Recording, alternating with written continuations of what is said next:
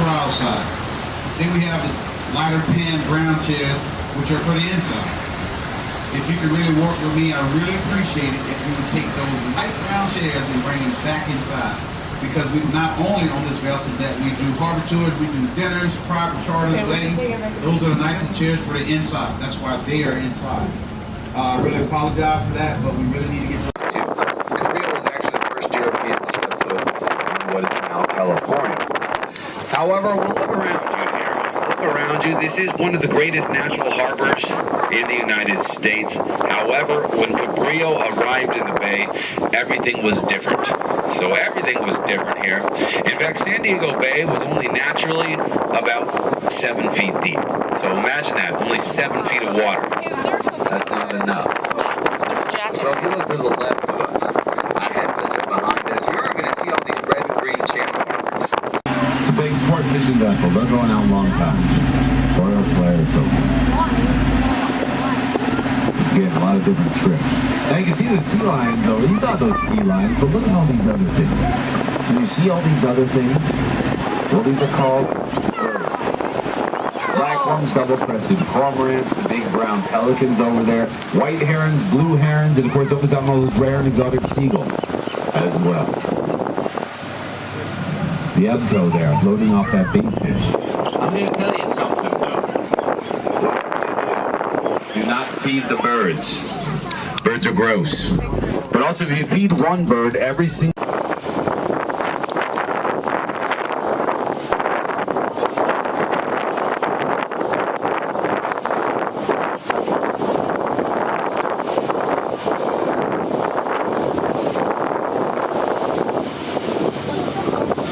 aircraft carrier there. CVN-68 is the USS Nimitz. Catamaran-style warships. These are the newer style warships. These are the independent class Littoral combat ship. It is a tri-catamaran-style warship that can go in 12 foot of water. Now you got to think, the Navy really didn't have warships that could actually go in 12 foot of water. Well, these ships can.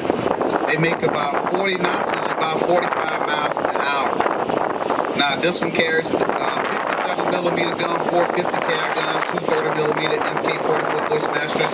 It also launch and land that C-9 helicopter on the well deck. They have jet drive engines on there. Very powerful, very stealthy. These are the kind of warships the Navy building right now. Movie or something. Very stealthy, very fast, have a lot of weaponry on board, and can go in shallower waters. Left side is the old destroyer. So we're going to be turning to my left. And as I turn to my left, I know it's hazy this morning.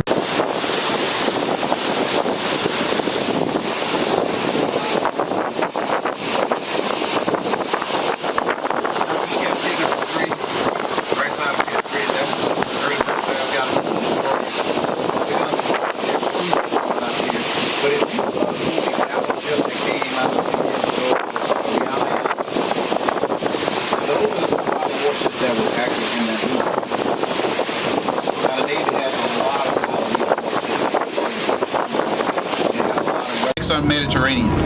Now you may know her by her original name, the Exxon Valdez, after her infamous oil spill.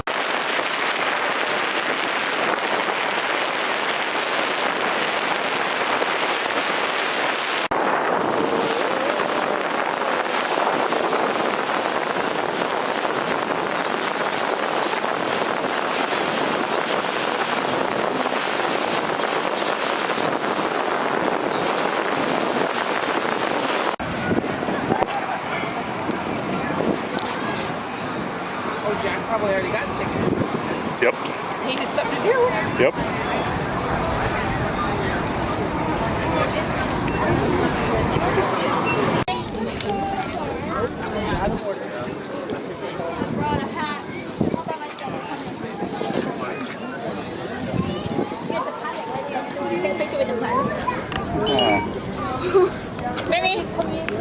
Is it going? As long as it's not working. And we're going to stop them to 0 speed in 340 feet. How do we manage control? There's a petty officer here. He looks out the back, the aft end of the ship. He identifies the type of plane coming in. The Navy gets ships back to the carrier with something called an optical landing system, or the ball. The ball is a light display. It's beamed out to the incoming aircraft, displays in the cockpit. It tells the pilot, is he high or is he low? He can't tell from out there, it's too far away. So this person identifies the type of aircraft coming in, for example, an F-18. He tells that to the ball operator, who acknowledges and double checks, Roger, F-18. Now the ball operator knows to set that beam for an F-18 configuration. Next thing you hear from the pilot is, Roger that, I have the ball. He's on the way in, the landing signal officer is guiding him in on the way. Now we're getting ready to stop him, because he's going to come across that after flight deck at about 160 miles an hour. How do we stop them? We stop them with an arresting gear engine, which is a hydraulic engine below the flight deck. You can't see it at all. The only thing you can see on the flight deck are wires going across the deck. The secret of getting the plane to stop is to set that arresting gear engine for each type of plane coming in. Why? Because each one weighs something different, and you have to set that engine for the weight of the plane coming in. So this person calls out with his binoculars, takes a look, identifies the 18 that's on approach. He tells the operator of the engine it's an 18. That person sets the arresting gear engine for an F-18, which really compounds to about 40,000 pounds. Bingo, in comes the 18, he catches the second or third wire, comes to a halt, they push him out of the way rather abruptly, and they do that abruptly because his wingman is only about 45 seconds behind him. They push him off to the side. We're done with that cycle. Now, there's a couple of other people up here. There's a little man here, a little man, I always refer to him as a little man, he's a seaman, so he's not a petty officer or an officer. He has headphones on, and he's talking to people down below in the air traffic control center. They've got radar screens, they know what's going on. The air boss who's sitting here and running this show, he and his assistant, they want to know what's going on around the carrier, even though the planes might not yet be in the pattern. So this seaman writes down everything he hears on this plastic board with a grease pencil. The pilot's name, his call sign, the type of airplane, the airplane number, and he comments about fuel shortage or damage. He writes that all down. What's wrong with that picture? The air boss, who's over here, he sees nothing but gibberish, so the Navy came up with a really nice low-tech solution. We teach the airman, the seaman, to write backwards. That way the air boss sees everything crystal clear. No radar, no fancy screens, just right backwards. Okay, folks, here we go. Do they still use that type of technology, or do they change it? Now it's types it backwards. Oh, I told we did that in Chicago. Yeah, they didn't spin you in the first. Yeah, they probably did. Not like that.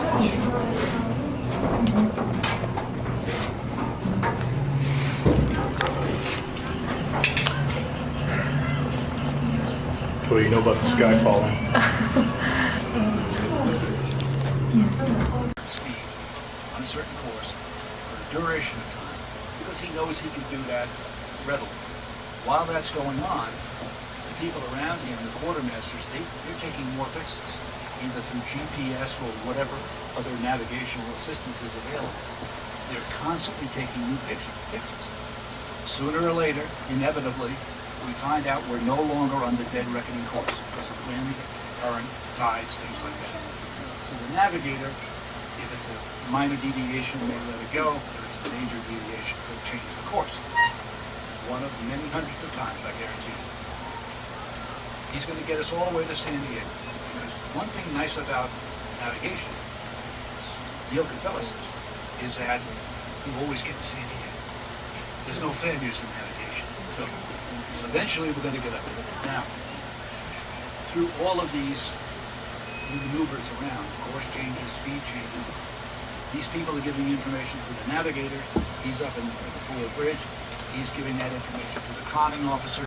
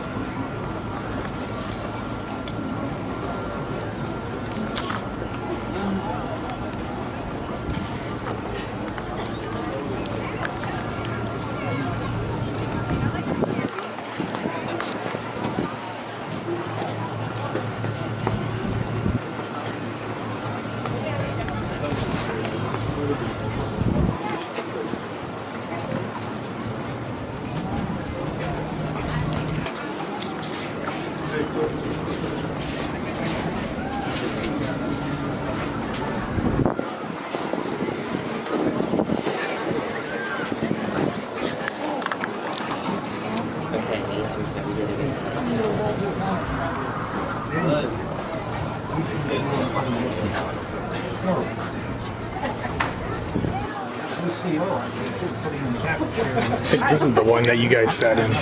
So he can be thought of as the man. He's in charge. Even if there are admirals on board, the admiral has no control over the ship. The captain does. Some of the key players.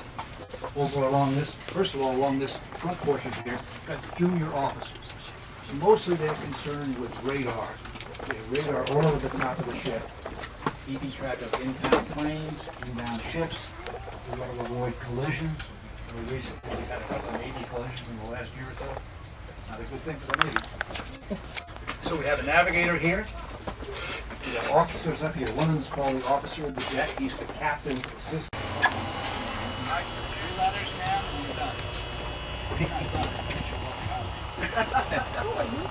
To this part, I remember that. This spring, I don't remember bringing that.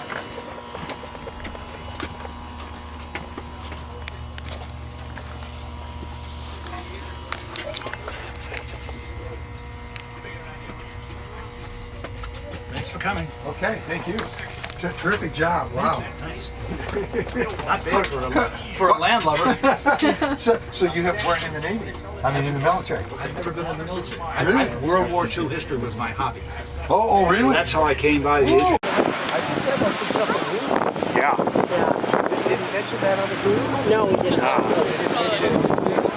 We could. They were going out when we were out there. I didn't see him out there, and he didn't mention it. Oh, You would see people, or they were getting on. Okay. And they were putting on the ponchos because they get wet. I mean, we took a jet boat like that in Chicago. Jeff and I did. Oh, did you?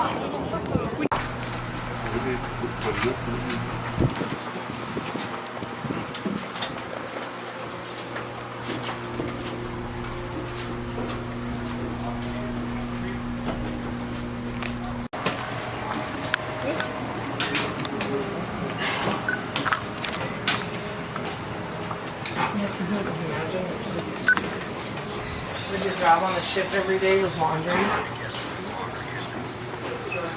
Not be from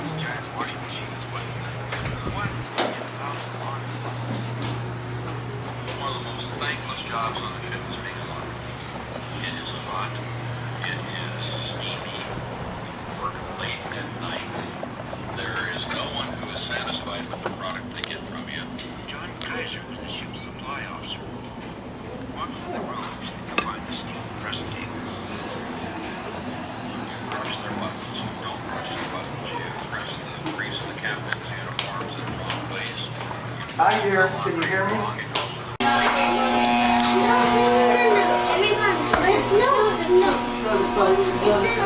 one way only.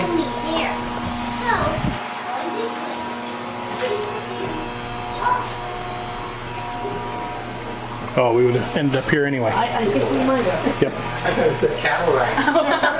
I don't think it's been cattle ranch. Probably not. Emergency exit.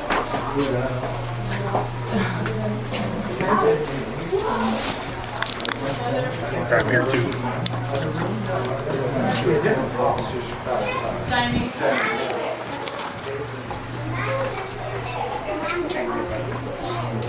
Oh, showers.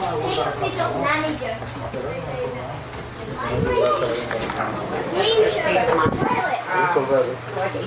Yeah, exactly. You need to pick up manager. The manager.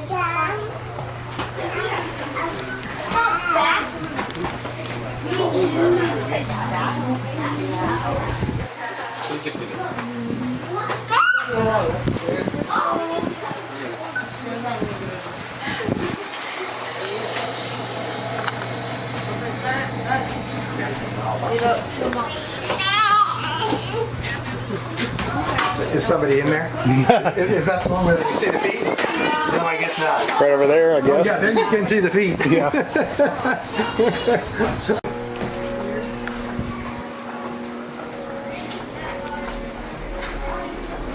Oh, another mess hall. Or galley. Oh, we're on the back side now. Yeah. Oh, yeah, this is the hammer's one. Okay.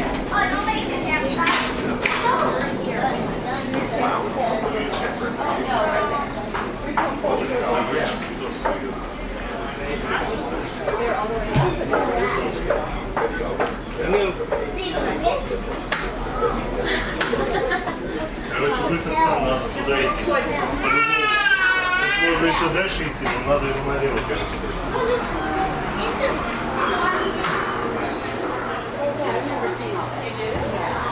So you must have gone this way then? Yeah, I think so. Oh yeah, we did come this way.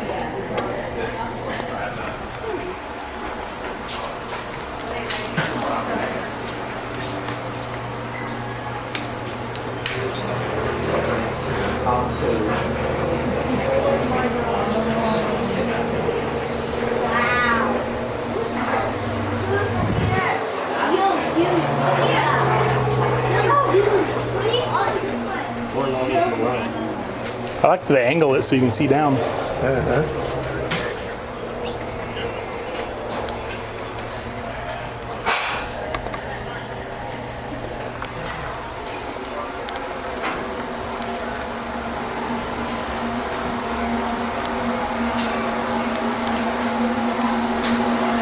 I'm over here, guys.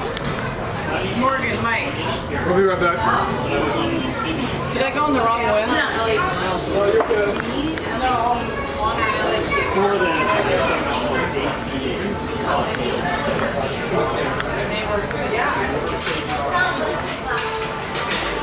Great deals. Chicken pieces and high explosive.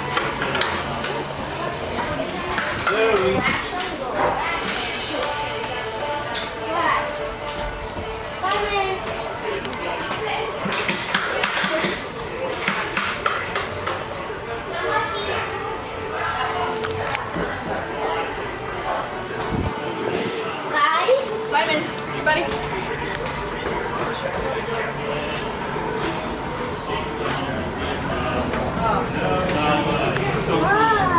They fly us from here and on the boat. Over here. I'm gonna have to ask him how to get to that roundabout. Because I said so. That goes to the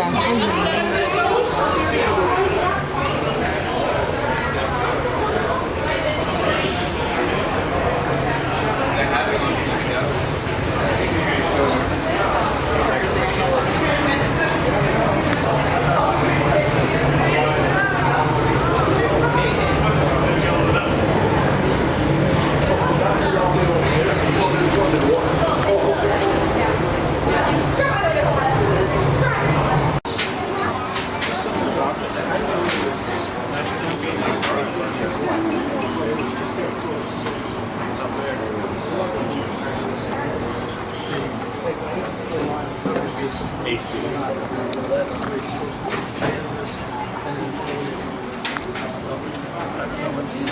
Sewing thing.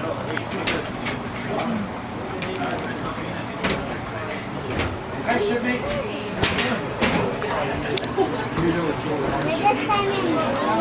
One and four, the outside ones are in here, sure. Because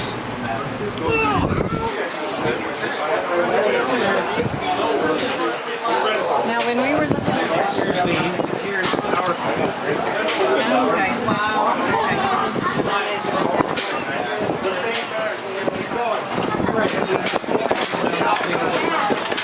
When we were looking at the plexiglass model and the upstairs, there were a lot of that makes sense.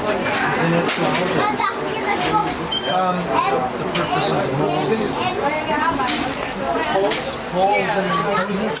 Well, no, they're watertight things like this work. We're sitting between the damn holes. I didn't notice the holes. Maybe probably because they don't look close enough. But we stored food.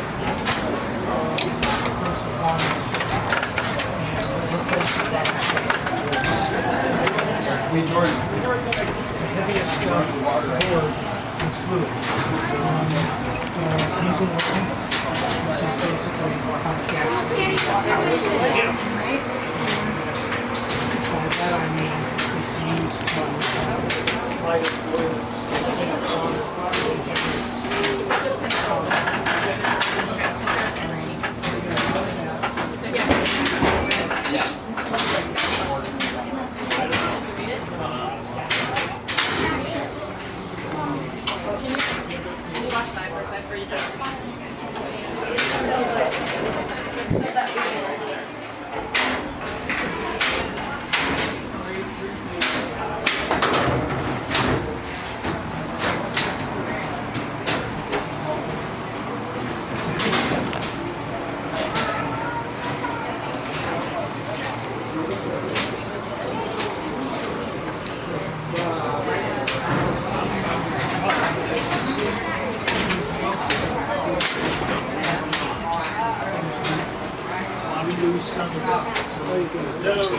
Your assignment.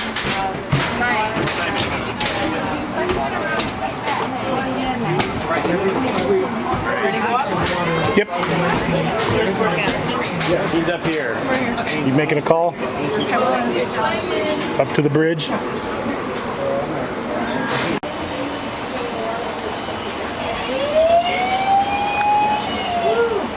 I'll stand right here against my body. So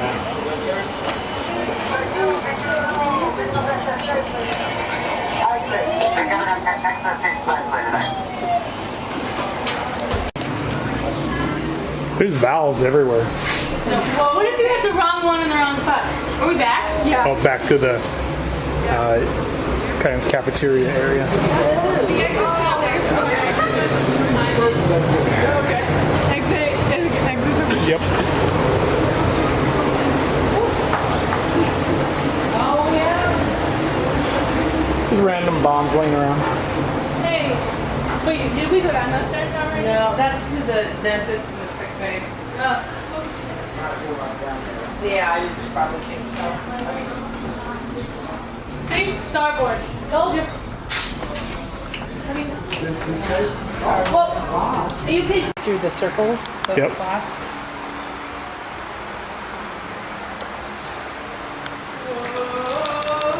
Oh yeah, you can see the ocean. Oh yeah. Oh, yeah. That's cool.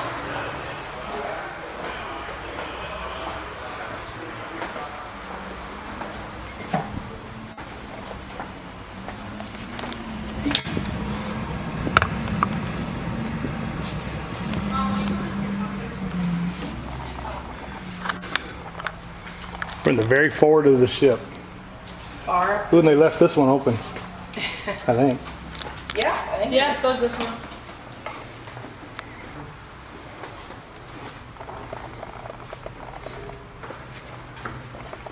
You had to get permission to open it. Yep. Couldn't peek out. Guess they didn't want to sink. Whatever. Problem was.